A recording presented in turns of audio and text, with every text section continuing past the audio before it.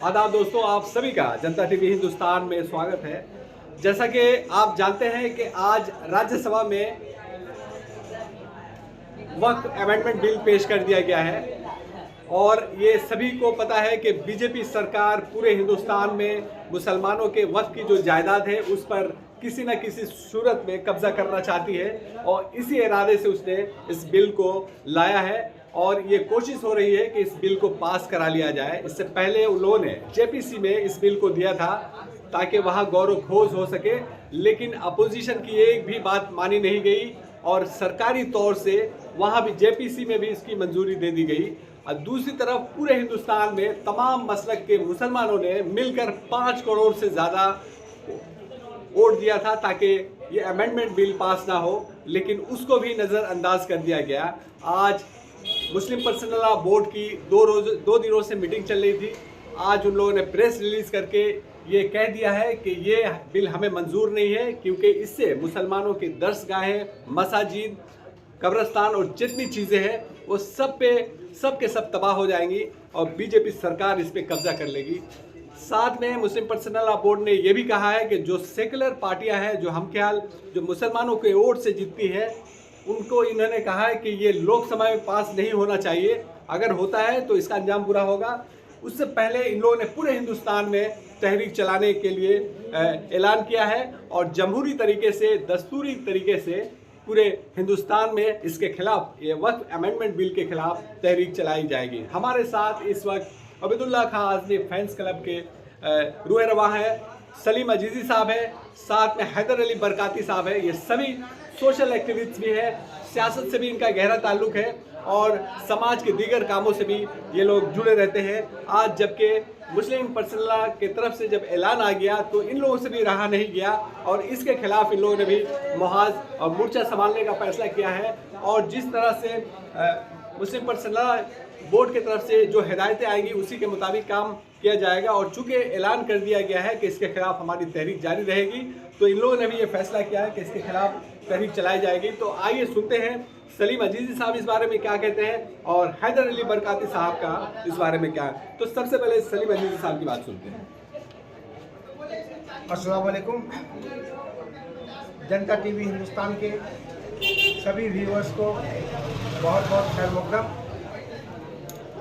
जावेद साहब ने जैसे कि सवाल रखा है और मैं अब्दुल्ला खान फैंस क्लब के जानिब से कल हमारी जो है बातचीत लामा अब्दुल्ला खान साहब से हुई और उन्होंने जो प्रेस कॉन्फ्रेंस की जो गुजारिश थी उन्होंने हमें व्हाट्सएप पे भेजा और उसके बाद जावेद साहब से रब्ता करके मैं आप तमाम लोगों के सामने इस बात को लाना चाह रहा हूँ कि जहाँ तक ये मामला जो है वक़्फ़ प्रॉपर्टी का जो अमेंडमेंट बिल ला के और जिस तरह से हमारे ऊपर में हमारी जो जायदादें हैं, जो हमारे बुजुर्गों ने, हमारे जो है अकाबारीन ने जो वक़्फ़ किया था, चाहे वो दीनी मदारिस के शक्ल में हो, चाहे वो जो है मस्जिद है या आपको जो है ईदगाह की शक्ल में हो या कब्रिस्तान हो, आज इन सब पे खतरा मंडरा रहा है। जैसे कि ये आप लोगों को भी पता है और इस सिलसिले में टिकियापाड़ा दारुल उलूम जियाउल इस्लाम के जानिब से भी एक दस्तखती मुहिम जो है जेपीसी को, जब मुस्लिम पर्सनल लॉ बोर्ड के अहकाम आए थे कि आप लोग दस्तखती मुहिम में ज़्यादा से ज़्यादा हिस्सा ले, तो उस वक्त आप टिकियापाड़ा के तमाम जगह हम लोगों ने कैंप लगा के और कम व बेश हम लोग यहाँ से जो है 10,000 जो है सिग्नेचर के साथ जो है रवाना किया था। और अभी जो मुकम्मल जानकारी जो है और रिटर्न की शक्ल में जो आई है प्रेस कॉन्फ्रेंस की रिदात, उसमें जो है 5 करोड़ हर मकतबा फ़िक्र, हर मसलक के लोग जो है इसमें सही किए हैं, दस्तखत करके जेपीसी को बताया था, लेकिन जेपीसी ने हमारी बातों को नज़रअंदाज कर दिया।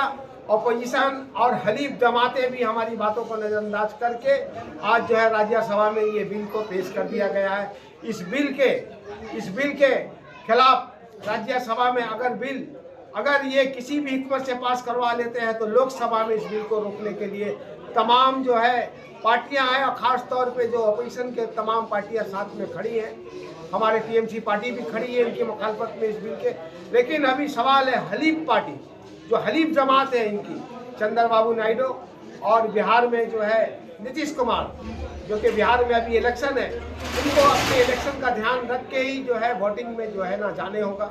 वरना मुस्लिम पर्सनल लॉ बोर्ड ने कह दिया कि हम सियासी तंजीम नहीं है, लेकिन आवाम की आंखें खुली हुई है और आवाम आपको फैसला सुना देगी और आप जो है आप बेदखल हो जाएंगे।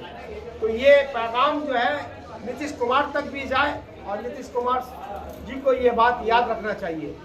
और रही बात मुस्लिम पर्सनल लॉ बोर्ड ने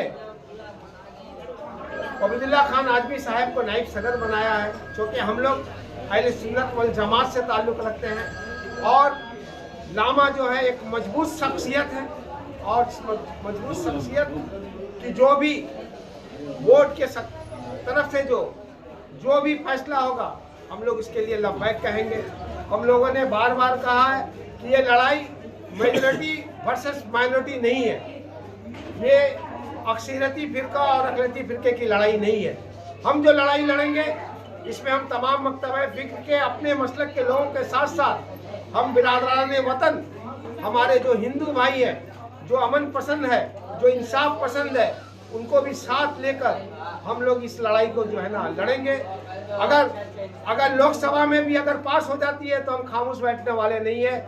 हमारी लड़ाई जो है संसद से निकलकर सड़क पर आ जाएगी और हम लोग सड़क पर जो है बोर्ड के जो अहकामात आएंगे उसका हम लोग जो है फॉलो करेंगे।